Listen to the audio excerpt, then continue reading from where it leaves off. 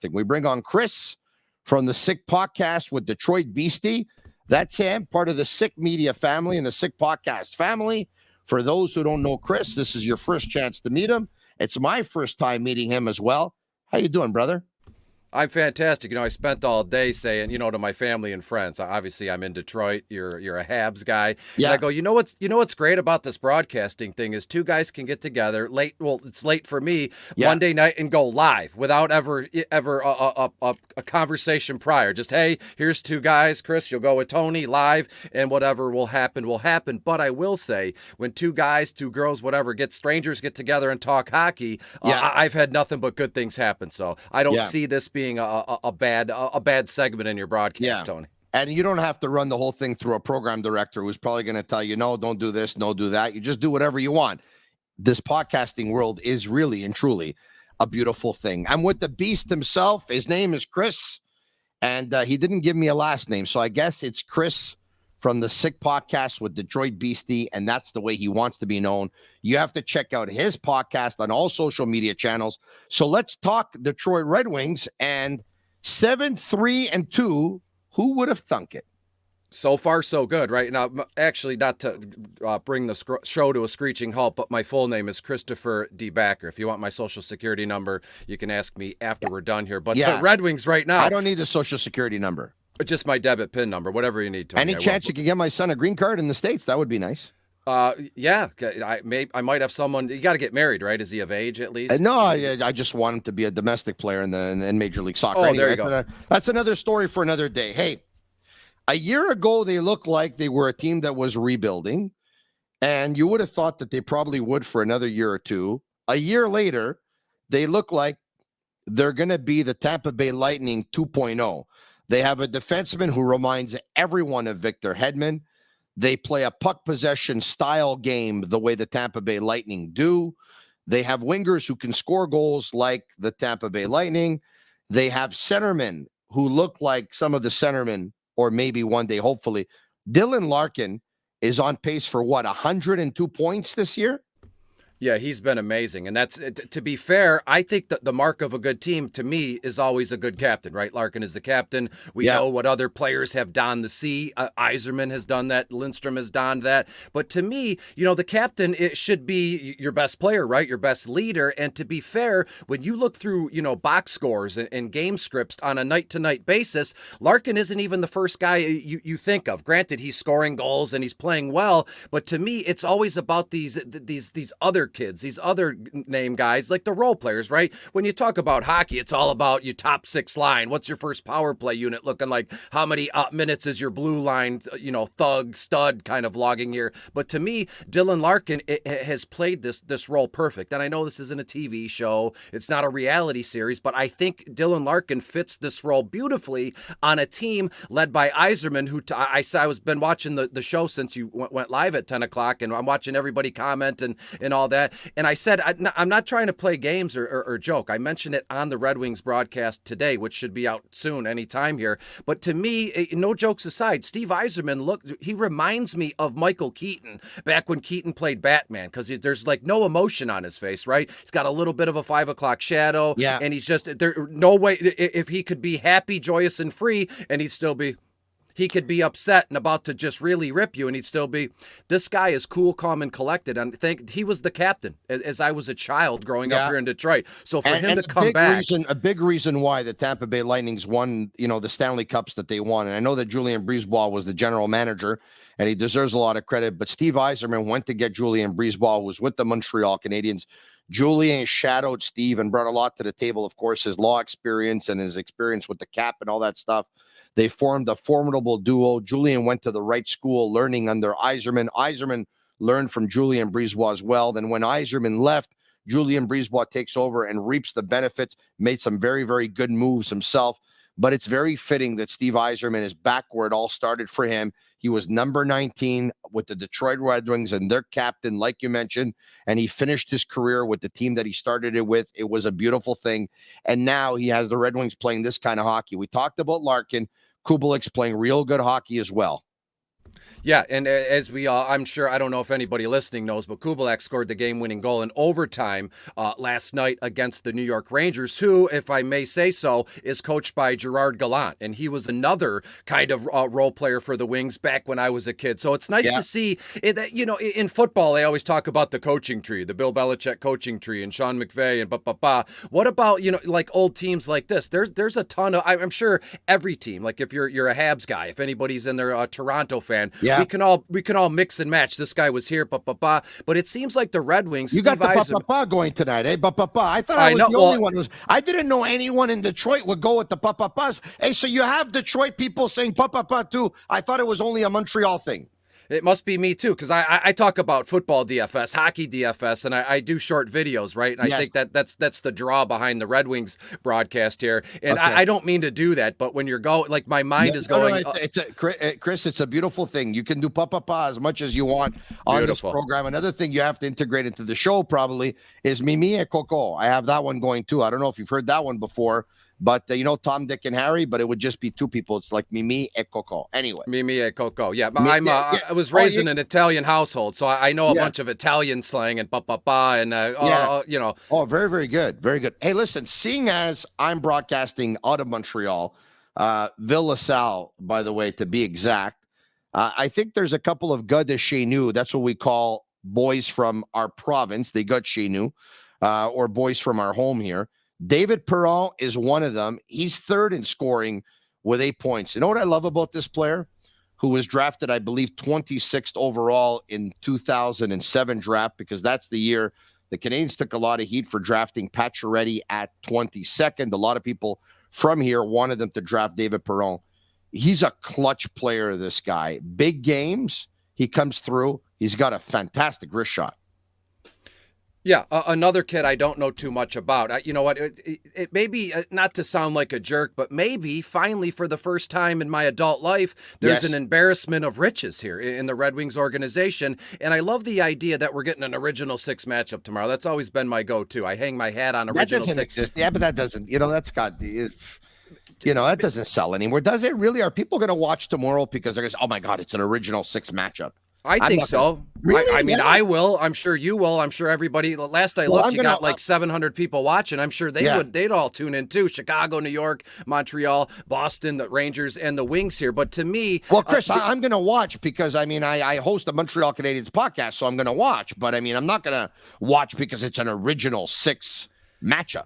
You know?Maybe that's my late father was a huge Red Wings guy. I mean, the basement was all, you know, loaded with Red Wings stuff, and he instilled that. Absolutely, he instilled that stuff in me. Absolutely. That you can go down the list. I even got Tim Shovelday autograph cards in the basement here somewhere. Wow. The old Red Wings goalie. I mean, we're going crazy here. I think I used to have his hockey card. By the way, he got a pretty nice mask. Yeah, he does, and his signature is beautiful. It's been signed on a O-Pee-Chee Premier card for about 30 years, and the ink or the marker has not faded, has not scrubbed away. So that's something you'll hold close. But the gum that came in the pack was very good. Yeah, you're going to chew your teeth out. Really quick, we're talking sports cards and all that. When I was a child, my mother worked in a doctor's office. Steve Yzerman's wife, Lisa, was a patient there. And I remember, I shouldn't say this out loud. I don't know if there's a statute of limitations, but my dad was say it.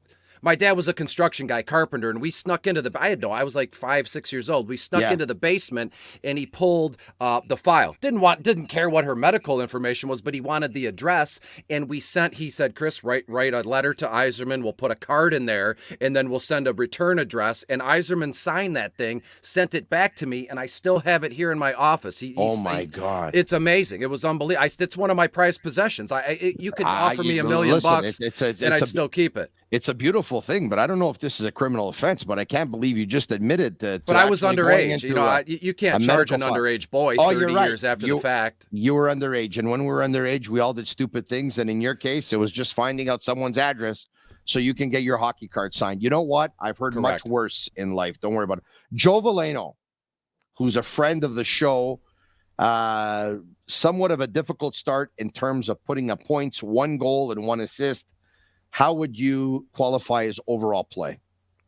Well, truth be told, when we look at this, the last, just really quick, I have a point here. When we look back through the last 3 games, You can take your time, by the way. You don't have to make it quick. You're looking at guys like Luff or Oli Mata's playing a ton of minutes. So you got all these role player guys that are doing what they have to do, and we all know, at least you and I know, that the Wings are going through a ton of injuries right now, and there's a lot of goals and points that are on the bench and on the sideline because they're hurt. We got the guy in the not protocol, but he's in the assisted program through the NHL, and we wish him the best. But when we look at Veleno, he's got a prime position right now to really batten down the hatches and tie his skates up and really get going and moving. And I truly do believe that happens. But right now, maybe it's the case of it just, I don't know how to put this, not overstimulation because you're playing on the ice. You got to read defenses, coaches, and all that stuff. I don't think that's the issue. Truth be told, I think it's a confidence issue. And right now, the Wings, I think that's just starting to build, right? They got blown out by the Sabres, right? 8-3 on Halloween. Then they've rattled off 3 wins in a row. Last night in overtime, those are big boosts, big confidence, builders, right? But when you get these role player guys that being called up from Grand Rapids and the Griffins, and they're playing 7-8 minutes, and they're actually contributing to stat sheets, that makes you're right. That makes Veleno a tough start. Not only, I'm not even talking sports betting or fantasy hockey. I'm saying in real life, which I assume that's what you're alluding to. But to me, you just got to get him out there and let him go. He's a friend of the show. Yes, he's very soft-spoken. He's very, I don't want to say timid, but he's not your regular professional athlete in your face and I'm the best. You know what I mean? That's better suited for football, basketball, and things like that. But to me, Joe Veleno, it's just one of those things. You just got to do it, right? Repetition is always key, not only if you're broadcasting or writing, but when you're playing professional sports. I don't even play professional sports, and I'm very much a creature of habit and a routine. So the more you toy with this kid and you send him down and then you call him up and you bring him on the bench and you're going, we don't know if you're going to be available tonight, but you could practice with it doesn't, I don't like it, but hey, I'm not the head coach there. I think you just need, rain, sleet, shine, or up and down, left or right. You need him just in the lineup. Even if it's 7 to 10 minutes a game, get him on the ice and this thing will connect and fit because it's already coming together for the Red Wings as a whole and these young kids. So this is the perfect time to put him in. Not a sink or swim thing because he'll be around, but he's just got to get the repetition here, Tony. Yeah, on November 23rd, I turned 50 years old. Up until tonight, I didn't think I ever met anyone who talks more than me. I think I finally did. Chris, the Sick Podcast with Detroit Beastie, otherwise known as Pa. All right, okay, let's get back to the Detroit Red Wings. I love Joe Veleno, by the way, fan of the show. He's got impetuous style, too. He dresses as Senior Terry's. Speaking of the Montreal Canadiens and the Detroit Red Wings, one guy who gave the Montreal Canadiens valuable services over the past couple of years was Ben Sherratt, who was traded to the Florida Panthers last year before the deadline. He is a Detroit Red Wing. How is he fitting in Detroit? Ben's been unbelievable. He's as a trusted defenseman. I mean, there no any NHL team.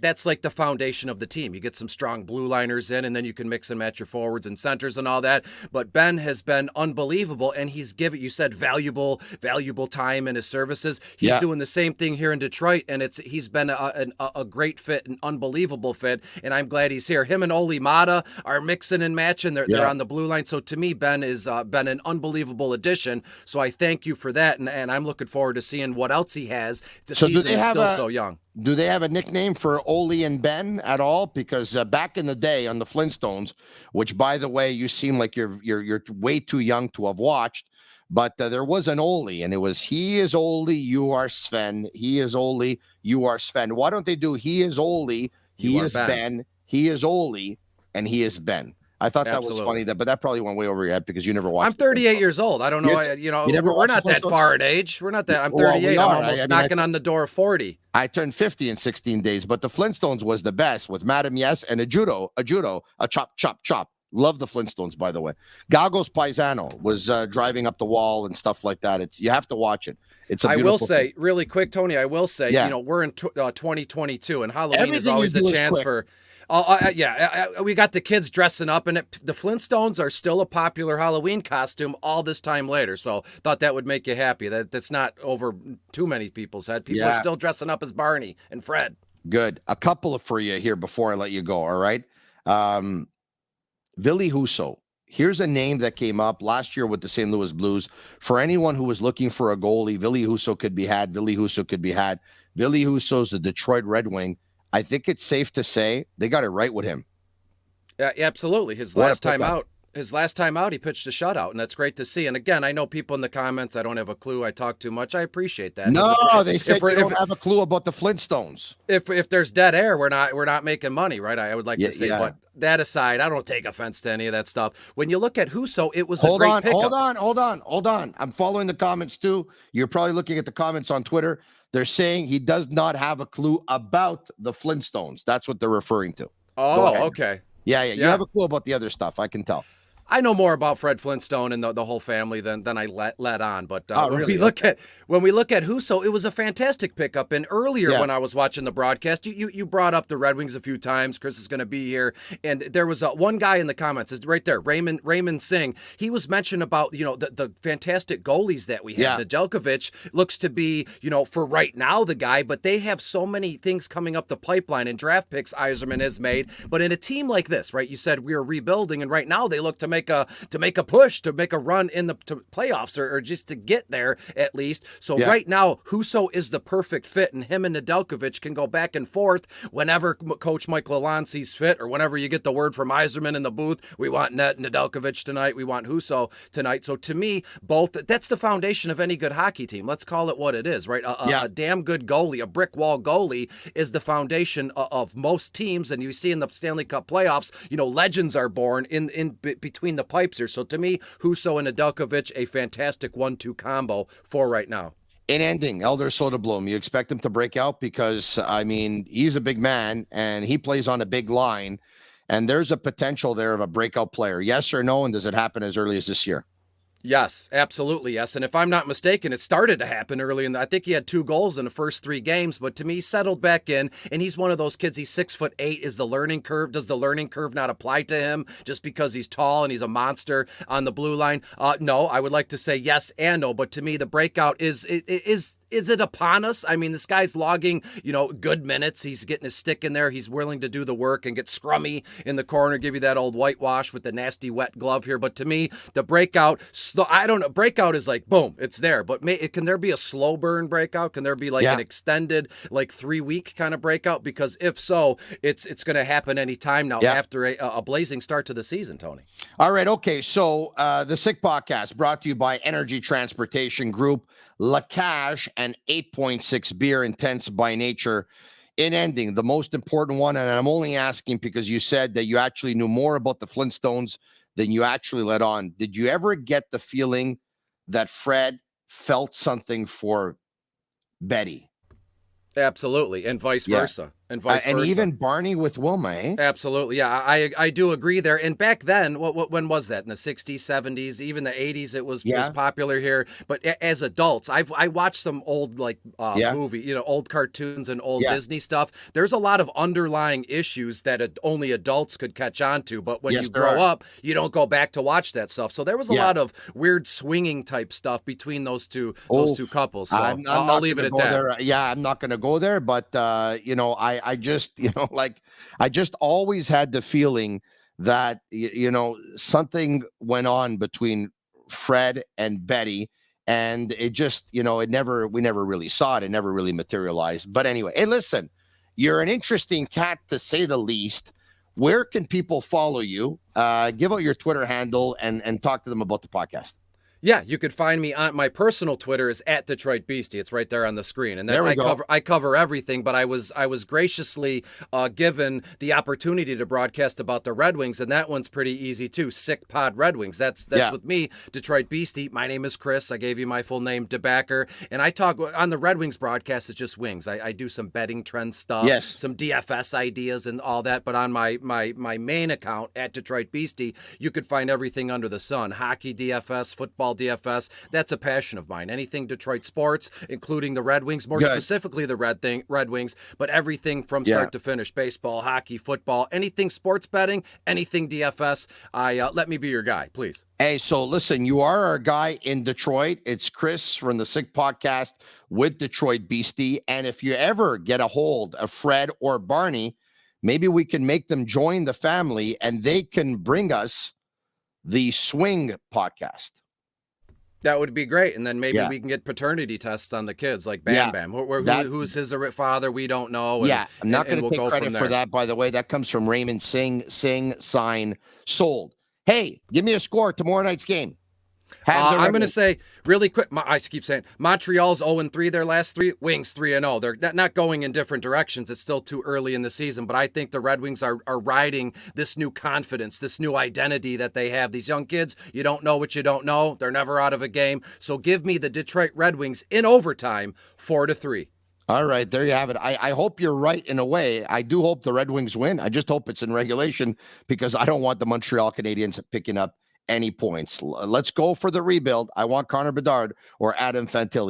I'm Marinaro, and that clip you just watched is from our most recent episode of the Sick Podcast. Once again, follow us on YouTube, Twitter, and Facebook. Subscribe to our YouTube channel. It's absolutely free, and you'll be notified when we go live. I'm Marinaro. Tell your friends about it. This podcast, like me, is pretty sick.